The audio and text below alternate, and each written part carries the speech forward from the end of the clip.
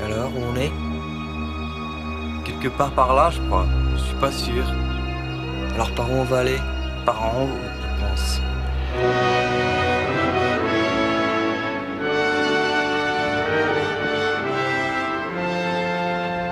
Est-ce que cela changerait quelque chose s'il manquait une partie de la carte?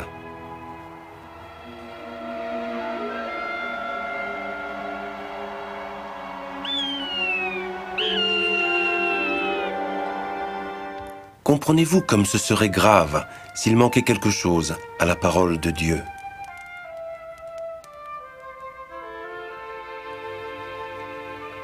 Le livre de Mormon nous raconte qu'après que les prophètes et les apôtres de la Bible eurent écrit les paroles de Dieu, des hommes mauvais et incrédules ôtèrent de nombreuses vérités claires et précieuses de leurs écrits.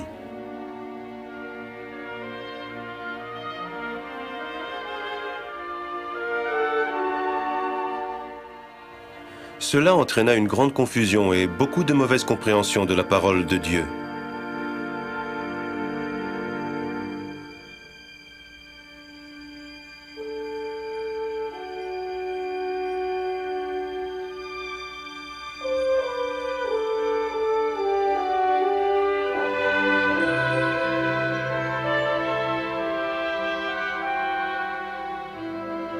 Peu après que Joseph Smith eut traduit le livre de Mormon, le Seigneur lui commanda de traduire la Bible et de rétablir un grand nombre des vérités qui avaient été ôtées.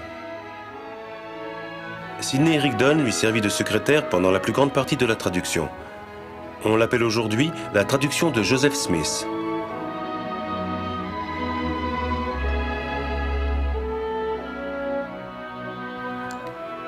Examinons quelques-uns des points de doctrine et des éléments que Joseph Smith a réintégrés à la Bible.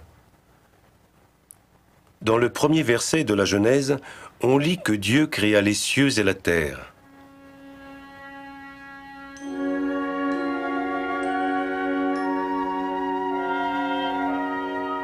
Dans la traduction de Joseph Smith de ce verset, nous avons 3 renseignements supplémentaires sur la création.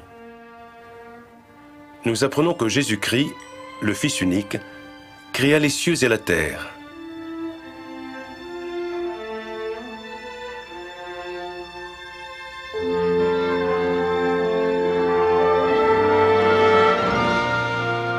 Nous apprenons que Dieu révéla la création de la terre à Moïse et qu'il lui commanda d'écrire les paroles qu'il lui adressa.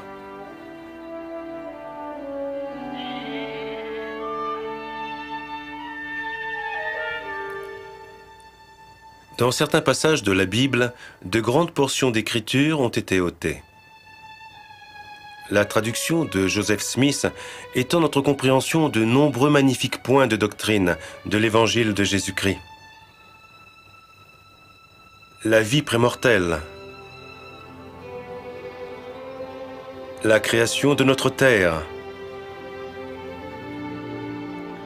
la chute d'Adam et Ève.